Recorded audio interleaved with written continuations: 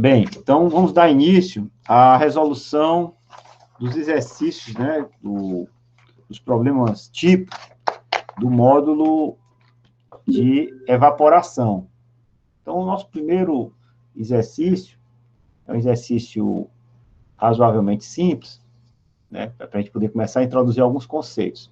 Então, o primeiro exercício, ele diz assim, vamos lá, utilizando o método do balanço de energia, calcule a taxa de evaporação de uma superfície aberta de água, considerando a radiação incidente, né, de 200 watts por líquida, de 200 watts por metro quadrado, incidente, né, e a temperatura do ar de 25 graus Celsius, supondo não existir fluxo de calor sensível e de calor no solo, tá?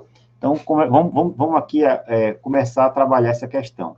Eu vou abrir aqui no quadro do Jean, para poder a gente fazer aqui um desenho. Então, suponho então aqui que a gente tem aqui uma superfície.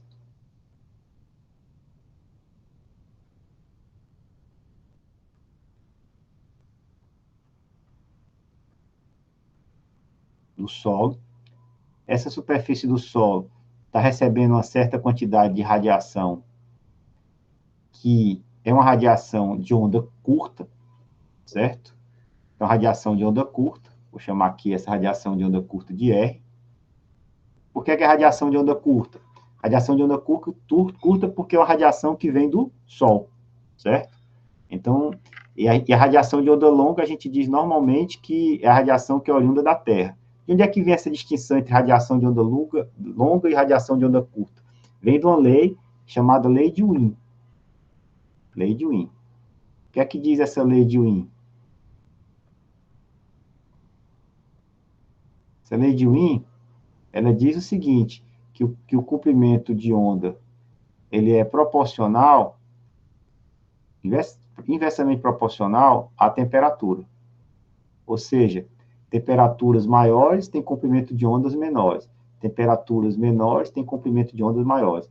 Como a temperatura do Sol na superfície está em torno aí de 6.000 graus Celsius, e a temperatura da Terra média em torno de 18 graus, então o comprimento de onda do Sol é bem menor do que o comprimento de onda que é emitido pela Terra.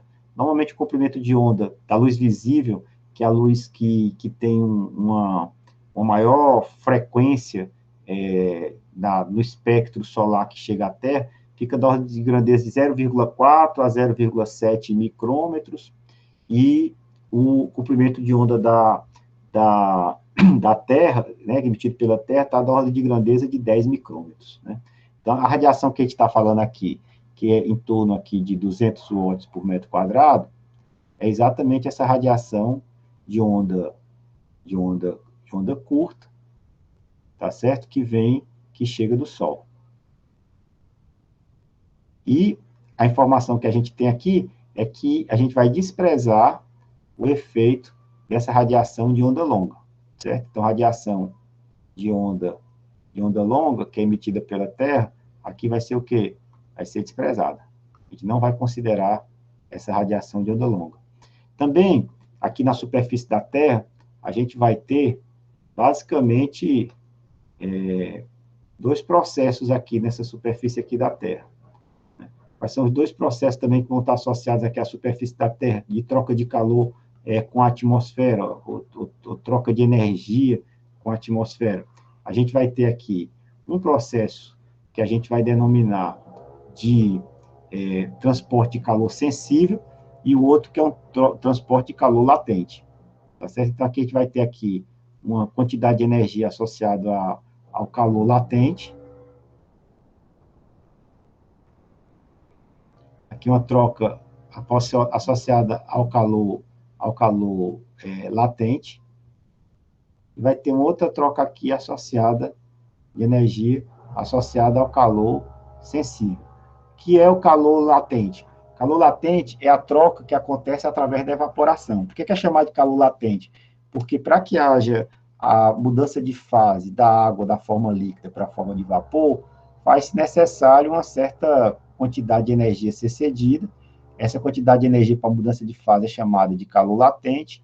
Então, quando você cede essa energia aqui para o calor latente, você está transportando essa energia aqui da superfície para altitudes mais elevadas, né? Aqui no caso aqui, logo aqui próximo à superfície. E o que é essa transferência aqui de energia através de calor sensível? Tem a ver com a diferença de temperatura aqui próximo à superfície e aqui já muito próximo à superfície, na superfície propriamente, quase na superfície propriamente dito, e a atmosfera aqui em uma altitude um nível um pouco mais elevado. Então, essa diferença de temperatura, tá certo? Pela velha lei de Fourier, vai dar origem aqui a um fluxo de energia, tá certo? Né? Que está associado ao gradiente de temperatura, e essa troca de energia a gente chama de calor sensível. Que também, no nosso caso específico aqui, a gente está dizendo também que a gente está desconsiderando esse efeito, certo? E também aqui a gente vai ter no solo. Então, o solo tem uma certa quantidade aqui, uma temperatura. A mudança dessa temperatura é um armazenamento de energia, que é uma energia interna, e você vai ter também uma possibilidade de ter troca de energia, além desse estoque, para camadas de solo mais profunda. Tá? Que é energia aqui que vai ser trocada com camadas mais profundas do solo. Que a gente está identificando que essa variação da energia interna e essa transferência de energia para regiões mais profundas, nesse primeiro exemplo, mais esquemático, para a gente poder introduzir aqui alguns conceitos, ele também não vai existir. Então, na realidade, o que a gente está dizendo é que o balanço de energia aqui no solo vai ser definido basicamente pela igualdade entre o que a gente vai ter aqui dessa radiação de onda curta que está chegando do Sol aqui na superfície, vai ser igual basicamente a tal da energia associada ao calor latente, tá certo? É só para a gente ter essa ideia dessa igualdade, só para a gente poder aqui já fazer um primeiro raciocínio e mostrar que o fluxo do balanço hídrico, do balanço de água, ele está associado a um balanço de energia. E quem faz essa conexão mais intensa entre o balanço de água e o balanço de energia é exatamente aqui esse fluxo evaporativo, né? Porque a evaporação vai estar associado a essa quantidade de energia que vai ser trocada a partir do calor latente. Perfeito? Então, a partir daí, a gente vai poder dizer que essa radiação que está chegando vai ser igual a essa energia, né, que foi transportada pelo calor latente. Quem é essa energia pelo calor latente? A gente vai ter, ela vai ser a lâmina evaporada, certo? Vai estar associado ao ρ.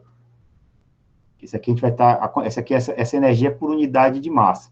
Então, a lâmina aqui em milímetros, tá certo? Vai ser também, vai estar associada aqui a um volume por unidade de área. Então, o volume por unidade de área é uma lâmina, né? É uma certa alturazinha, que é exatamente a altura da lâmina evaporada, vezes o ρ da água, que a gente, com isso aqui, a gente tem a informação da massa por unidade de volume, para que a gente pudesse ter a informação da massa, multiplicada aqui pelo valor do calor latente de evaporação.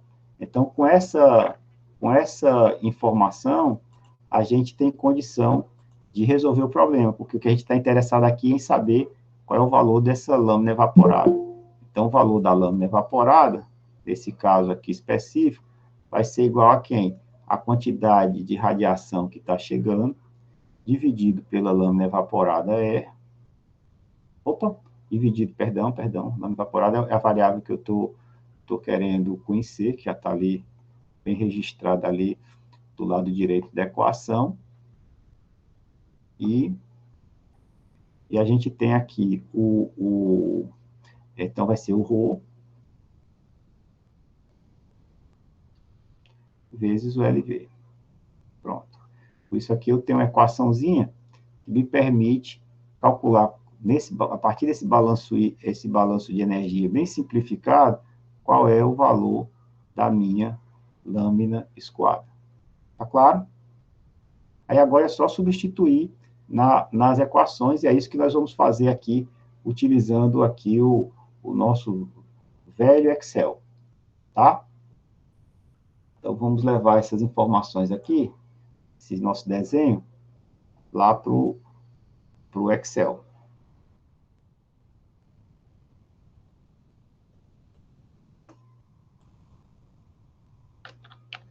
Pronto. Aqui já tem nossa memóriazinha, nosso desenhozinho no Excel.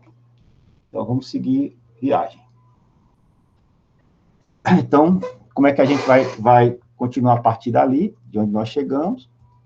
Nós temos aqui que o LV, que é exatamente a equação do calor latente de vaporização, pode ser calculado em função da temperatura em graus Celsius por essa equação aqui.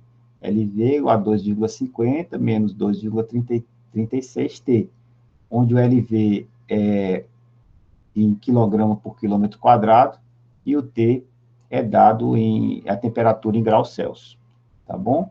Então, para o calor latente de vaporização a 25 graus, que é a temperatura que foi formada no problema, a gente faz uma substituição direta nessa equação e a gente tem, então, que o calor latente de vaporização é de 2,441 kJ por quilograma.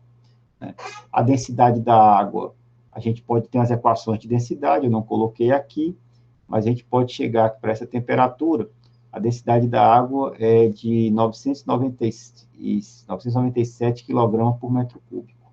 Então, a gente já está vendo aqui que o quilograma, cortou aqui com o quilograma, a gente vai ter quilojoule por metro cúbico, e esse aqui é o watt por metro quadrado, então vai aparecer aí a unidade em metro no final aqui do E.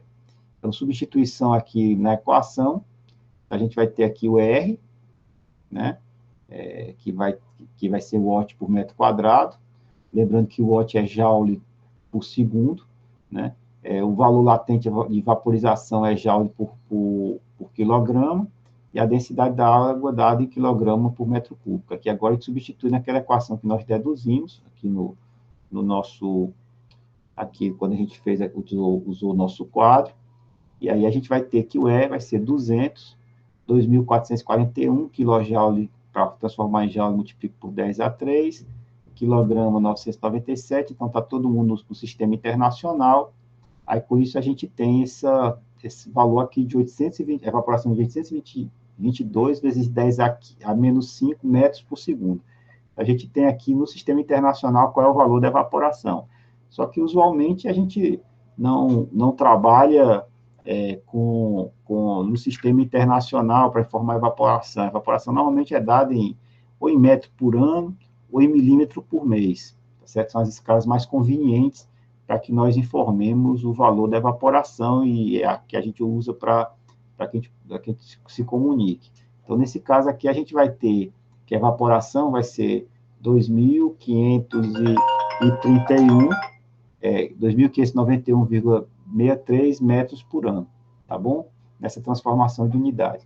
Aqui, a gente tem essa memória das continhas que a gente acabou de fazer no próprio Excel, onde a gente coloca aqui o valor do ρ, o valor da temperatura, o valor do Rn, o valor aqui que nós obtivemos aqui do calor latente de vaporização.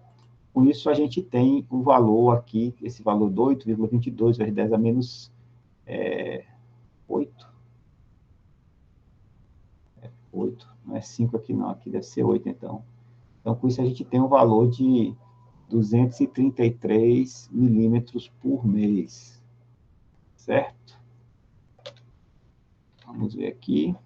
E por ano, para confirmar as contas lá, 2.556. Tem uma pequena diferença aqui no valor. Então, aqui é 10 a menos 8, aqui, foi digitado errado. Então, aqui é milímetros, aqui é metro por ano. Pronto. Então, aqui a gente tem aqui o equacionamento todo ajustadozinho. Então, se a gente mudasse, por exemplo, se dissesse, não, a temperatura aumentou, o que é que acontece? Qual é o efeito da evaporação se a temperatura aumenta? Ao invés de 25 graus, eu tenho aqui uma temperatura de 30 graus. A gente vê aí que 213 para 30, foi para 214, né? Então, há um aumento aqui, nesse balanço aqui, em função da temperatura, um aumento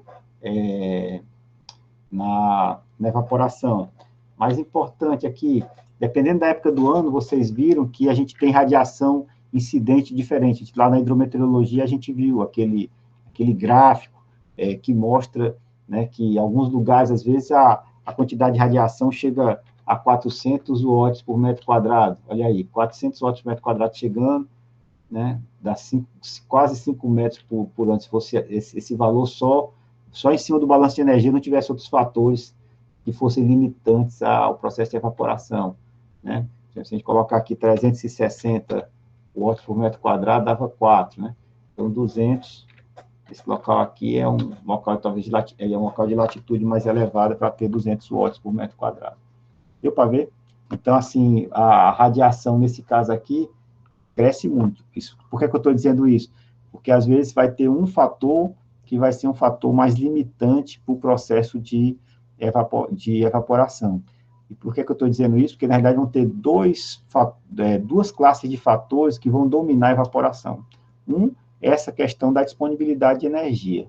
E o outro são fatores aerodinâmicos que a gente vai considerar no próximo exercício, que tem a ver com a umidade do ar, com a temperatura, com velocidade de vento. Porque aqui a gente olhou só uma parte dos fatores que estão associados ao balanço de energia e vai existir outros fatores que vão também condicionar o processo de evaporação, que vão estar associados, então, a esse transporte de massa e momento, tá certo? E por isso que a gente vai chamar de fatores aerodinâmicos, que a gente vai tratar no segundo exercício, né? Então, esse primeiro exercício é mais, digamos assim, é um toy model, né? É um modelo de brincadeira, porque a gente está desprezando muitas coisas importantes, mas mais para a gente poder fazer uma introdução ao tema do balanço de energia e de sua relação com o balanço hídrico, e, no caso, na situação específica do processo de evaporação. Tá bem? Tá claro aí, pessoal? Vou parar a gravação. Tá sim, professor. Tudo certinho.